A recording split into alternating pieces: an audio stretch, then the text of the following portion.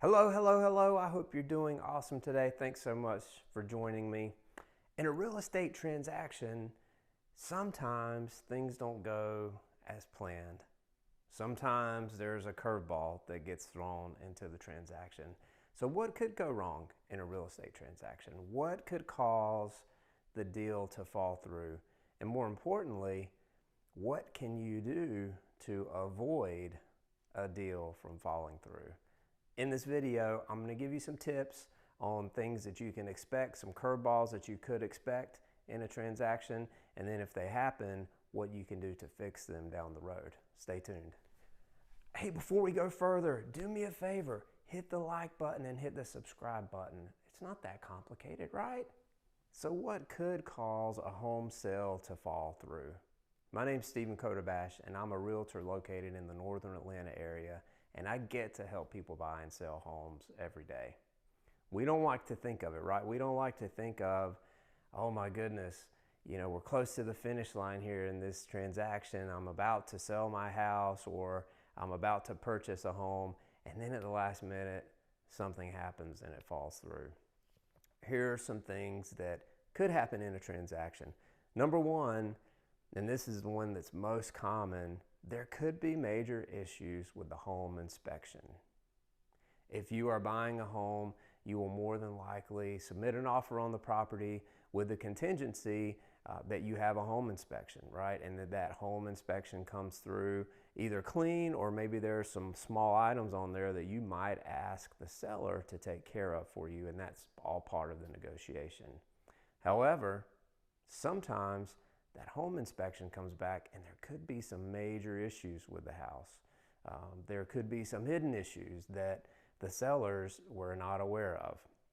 But regardless, if there are big issues and you as a buyer, you're not comfortable with proceeding through the transaction, then you have a due diligence time frame more than likely built into your contract. And if so, then you can back out of the contract at that point.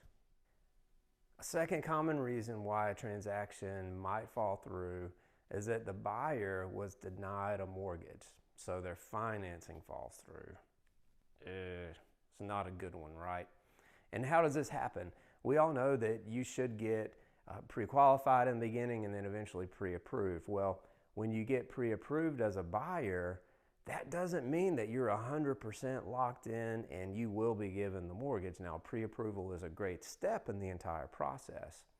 However, if you are a buyer, what happens if your financial situation changes from the time you go under contract to when you close? Also, as a buyer, what happens if you didn't disclose all of the pertinent information about your financial circumstance to the lender when you got pre-approved? So when you get closer to closing and underwriting happens on your loan and you're waiting to get that final approval for the mortgage, there are things that could pop up and you could lose the opportunity to get the mortgage, so your financing falls through as a buyer. So that could happen on a deal. So hey, as a buyer and a seller, be mindful of that curveball that could come your way. Let's talk about number three. That appraisal could be low. Think about this. You've got a mortgage that you'll more than likely take out on this property. So that lender is going to have the home appraised. Let's say, for example, that the contracted price on the house is $700,000. You're under contract at $700,000. The appraisal comes in, and if that appraisal is only at $690,000, then you could have an issue and the deal could fall apart, because that lender needs to make sure that the property is worth what the contracted price says, because that's an investment for them, right? That is a tangible asset that they're going to hold in their portfolio. They need to make sure that it's worth what the contract says, because if it's not worth that and something happens and the buyer has to foreclose one day, then the holder of the mortgage needs to make sure that they can sell that property to get their money back. So be mindful, because that appraisal could throw a kink into the situation too. Before I move on to number four, some of you guys might be thinking, Stephen, why are you being so negative? This is such a Debbie Downer video. Well, it's not. I like to, as a realtor, I like to make sure that my clients completely understand what could happen in a transaction. So I like to paint a perfect scenario for them, and then I like to paint a worst case scenario, and then those things that could happen in the middle. Because in real estate, there are things that pop up that sometimes you can't predict, right? You don't know that it's coming, but you've got to, in my mind, you've got to be able to speak with people about what could happen in this scenario or that scenario or somewhere in between, because then you can all start thinking in your heads, okay, well, if this should happen, well, what do I do? If that should happen, then what do I do? And so that's part of the basis of this whole video, is to make sure you all understand those things that could put, place a big bump in the road in your transaction, so you can be mindful of these and hopefully be prepared if they happen. So let's go on to number 4. So from the buyer's perspective, they could unfortunately lose their job while the home is under contract. That has happened before as well. So if you lose your job, that's a source of income, right, that goes away. So even if you've got 2 people on a loan, depending on the situation there with income, you could lose a significant piece of the total income. So what happens? Your debt to income ratio is impacted, and if it's impacted too negatively, I will say, and it puts you in a bad position, then the lender could deny you for the mortgage. So cross your fingers that you hold on to your job and that your income situation does not change while you're under contract. This 5th example is not as common, but it can happen. So you could get through all of the financial contingencies, the home inspection piece of the process, and once you get past all of those hurdles, typically a transaction will proceed to close. But sometimes near the very end, you could run into title issues. So the lender is more than likely going to do a title search on the property.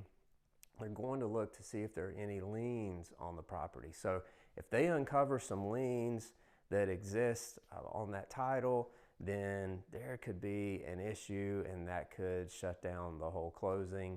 I'm not going to sit here and tell you that yes, there's no way you can get through that, but it is another hurdle that could get thrown your way and cause a little stress at the very end of that transaction. Obviously, the buyers and sellers, they have a vested interest to make sure that the transaction closes on time, right? Not only on time, but it actually does close. So what can you do to make sure that these hurdles or curveballs that I just shared with you, that they don't happen? So one thing on the buyer side, make sure in the very beginning that you disclose all of your financial information to your lender. So that way, when you get that pre-approval, it's as solid as it can be. And later on in the transaction, if your lender reaches out for information about a particular piece of your income or debt or things like that, just make sure you respond in a timely manner so that you don't provide or don't cause any delays in the entire process. Also, on the buying side, please do not go out and take out new credit cards. Don't apply for new credit cards or take out any new loans. Don't go buy a car and take out a big loan for the car. Do not do any of that, because as a buyer, if you do that, it really can negatively impact your debt to income ratio, and it could really cause some headaches for your lender to try to rework everything and make sure you're still approved. So please avoid doing that on the buying side. On the selling side, as I mentioned, the one big issue that could pop up are home inspection issues. So if you're a seller and you have something major that pops up in a home inspection and that buyer decides to walk, do yourself a favor. Take a look at what the issue is, hire a couple of contractors to come over, evaluate the situation, and see what you need to do to take care of that item. Because guess what? You could have another buyer come along and you could go into contract with them, and they're probably going to bring in another inspector, and they're probably going to uncover the same problem with the property.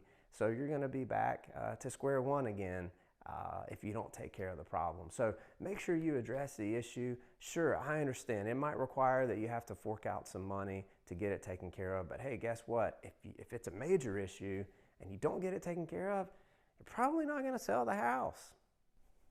I hope this video was super helpful to you, and I hope that overall it helps to create a smooth transaction for you if you're buying or selling a property. For me as a realtor, that's what I like to try to do for my clients, is to create a smooth transaction and take as much off their plate as possible. If you're thinking about buying a house, check out this video on my channel where I talk about buyer remorse and how to avoid buyer remorse. Once again, hopefully that helps to alleviate some stress in your life. You're so awesome for checking out my video. Thanks a lot for your support. If you have any questions at all, comment below, send me an email, send me a text, and I'll be glad to help you. Catch you on the next video.